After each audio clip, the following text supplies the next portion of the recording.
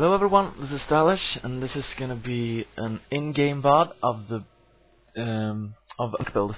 And this is gonna be a mech versus 2Hatch build on Destination. And Destination is the map of the week, and it's an excellent map to do mech strategies on. It's an excellent map to do SK Terran. Not so good to do any kind of Ayumi or the EE timing build because of the problematics where with the bridges in front of the sunkens, it's really going to be hard to bust any sunken lines. So I suggest that you don't do the Ayumi or the EE timing strategy versus Zerg on these maps, or on this map in particular. Anyway, this game is played on B level ICOP, so my opponent is at a decent level, and I think it's a decent game. Anyway, I'm not going to talk so much about the build order here as usual because it's an in-game VOD. I'm gonna do a build order for the fantasy build, and then I'm gonna do a build order for the 2-factory build. Basically, those two builds I'm going to do a build order, and there are other stuff you can do with mech, but I'm going to cover those strategies as well in in-game VODs, but not in the build order because you adjust so much using these strategies that a build order isn't actually needed.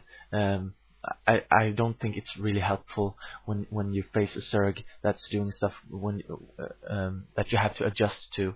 So basically, the 2-factory and the fantasy strat, those two build order VODs I'm going to do, and the rest I just do in-game VODs about. So basically what I do here is that I scout his base. I see that he's 12-hatch, but I also see that he's taking his gas early on. It's really early. It's at the same time as he takes his spawning pool, and it's going to be up earlier than his spawning pool is finished. I can't talk. Anyway, and this means that he's going to do a 2-hatchery build. So you want to counter that by doing a 2-factory build.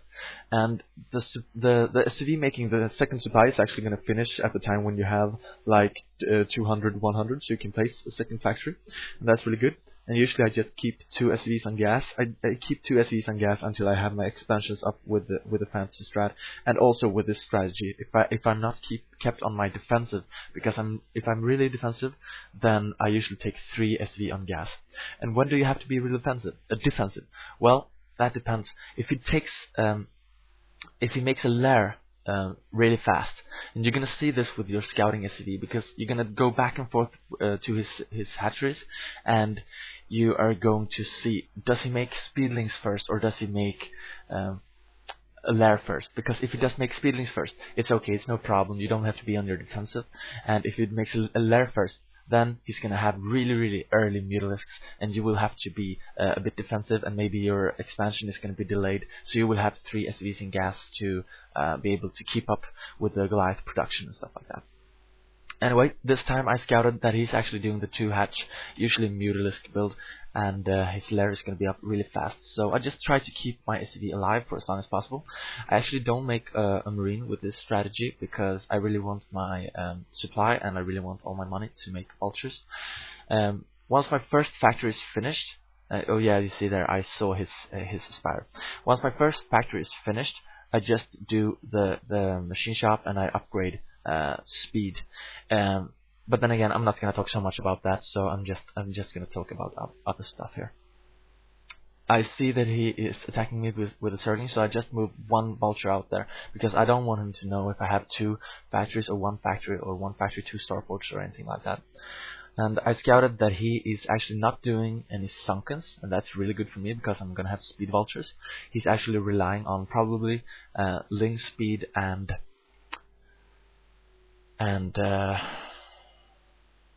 mutalisks, early mutalisks. Anyway, because he has those early mutalisks, I'm gonna add my armor really fast. I'm gonna have 3 SCVs in gas, and I'm gonna also add an eBay when I move out. That's really important. As you can see here, he was caught a bit off guard here with my vultures, but he's a pretty good player, so he will use the drone drill and the Zerglings to actually try to keep my vultures in his expansion, and that's really good. I'm gonna kill a bunch of drones here, but I'm also gonna die all my vultures. I think it's a really good trade here for me. It's a good, I mean, it's the best he could do in this situation, but it's a bit better for me, I think. Anyway, I got a lot of drones here. So what I'm thinking now is, okay, he has no drones. I mean, he has like drones in his main and no drones in his expansion, and his spire is just about to finish. So he has basically just one option. He's gonna make those 6 mutalisks and he's gonna attack, because I lost all my units, and maybe I microed too much and I didn't do any macro during the time or anything like that. So he's gonna make a counter attack here to keep me busy, and that's why I add all these turrets, and I keep my my Goliaths in close to the vultures and upgrade armor as fast as possible. And here his mutalisks come, and it's good to have the turrets close to factories, because then he cannot snipe the Goliaths, and that's really good. And then just play for 2 bases for a while. Have those 2 factories pumping, because he's not having a lot of drones, so he won't be able to do really that much mutalisks. And if you're safe versus his attack, basically, I think you're gonna win the game. And if he attacks your wall, then just move there, attack, and then move back, because the Goliaths have longer range than the mutalisks, and he will have to go and attack you, and you just retreat to the turrets. Usually I left my eBay to lift it over a turret as well, so he cannot target the turret. Anyway, what I see here is that he isn't doing that much damage with his mutalisks, so that got me thinking, what is he doing actually? Because I think at this point that he is a very smart player, and he actually just made those 5 mutalisks, and after that he didn't make any more mutalisks. He just started pumping drones and added a 3rd hatchery, and that's really risky if I don't do this very safe strategy, but this time it really worked out for him. So as I noticed that he isn't making any more mutalisks and isn't harassing me, I just save up and I take my expansion as soon as possible, because you don't want to be behind economically. And here he snipes my SVs, and that's really bad for me, really good for him. Just be sure to reinforce with new SVs there as soon as possible, and keep your Goliaths there, because if he's gonna snipe my SVs, he's gonna pay for it. Anyway, there isn't really a pure build order strategy going on right here, right now. I'm just doing what I think is best at the moment, because, well, first I anticipated that he's going to do all-in muta and try to kill me fast, but he didn't, and then I have to switch between strategies and stuff like that. So basically what you can do here is that you can add a 3rd factory. I added my 3rd factory because 3 factories is doable from 1 base. Actually, I think 4 factories is doable from 1 base if you're going to do Goliath only, but you're going to upgrade and you're going to do stuff like that, so you're going to need the expansion. Anyway, 3 factories, I think that's a pretty good number to do from 1 base and still upgrade things. So what I see here is he still isn't harassing me with this mutalisk. So I'm thinking like, okay, he's really messing up. So I really need to get my expansion going, and then add a 4th factory, and then maybe even more factories. I don't know yet. Anyway, I just tried to transfer my SV at a correct timing here, so I get my economy up as fast as possible. And then I'm gonna aim to do sort of a timing push where I use Goliaths and tanks, maybe 3 tanks or something like that, and I move out with about 2 groups of Goliaths, and I have my 1-1 upgrade timing, and then I usually do an attack. And when you do attack like this, be sure to make to upgrade. I mean, you have already upgraded vulture speed and vulture mine, so be sure to use that. It's really good when you do a timing push, because you move out and then make a round of vultures, and the vultures will reinforce at the same time as you do the attack, and you can place mines versus hydralisks. And if he doesn't have any hydralisks, the mines will work good versus servants, and if he doesn't have any servants, you can just go to his base and kill drones, so you will keep him busy basically. Anyway, what I do here is that I move out a bit earlier. Actually, I move out with the 1-0 upgrade timing, because I anticipate that he's actually taking a 3rd expansion really fast, and that will mean that since he was low on drones early game, he will have to macro up drones first before he can do any more mutalisks, and that will make him a bit weak in the really early game.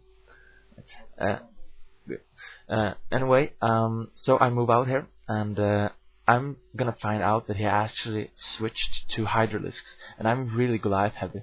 So I mean, Goliaths are pretty good against hydras as well, if they're upgraded and if the Zerg is doing a low echo build or something like that. But you don't wanna fight him on the wrong position of the bridges when you have these few units and no tanks. So as soon as I see that he has hydralisks, I just move back as fast as possible, and then start to fire his mutilisks from the other side of the bridge, because this will be to my advantage if he uses to attack over the bridges. So he backs off there, and now I know what he's doing. I know that he is actually making hydralisks. I should have made an SV scout and scouted if he has taken the third or fourth expansion, because it's really important that you know this. I'm actually playing a bit I'm playing a bit blindly here, and that's really not good.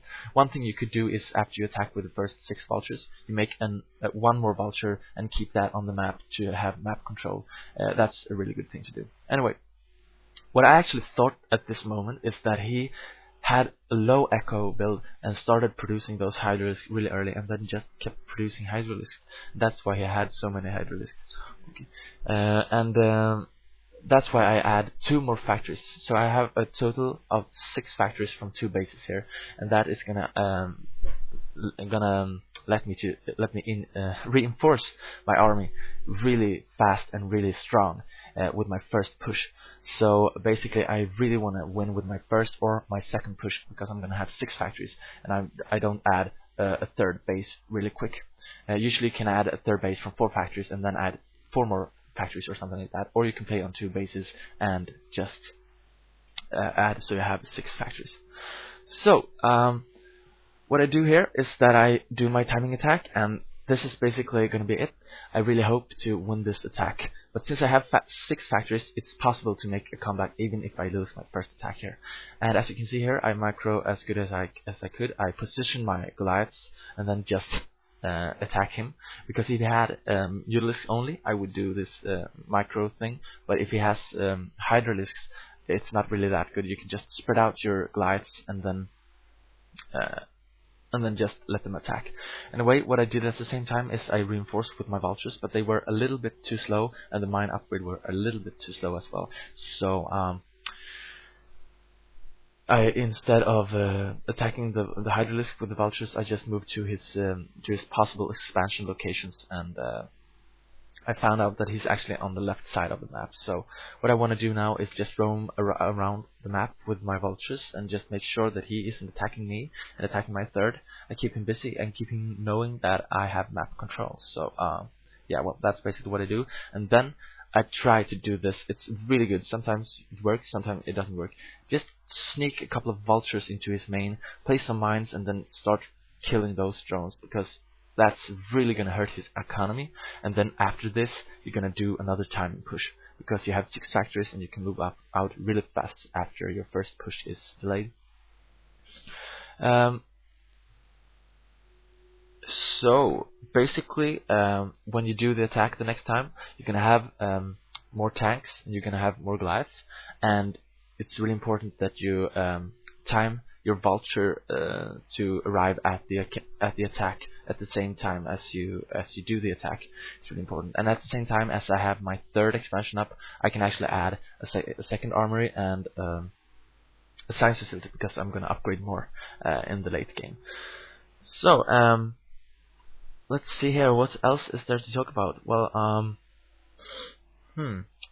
I'm gonna do some build order VODs after this, and then we're gonna do another in-game VOD where I do I think I do the 2 factory build.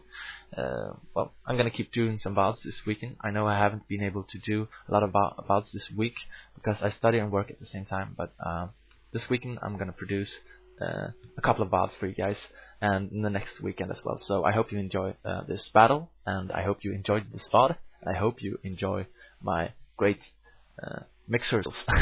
So until we meet again, good luck, and well, have fun and practice this, and you will be Gusu.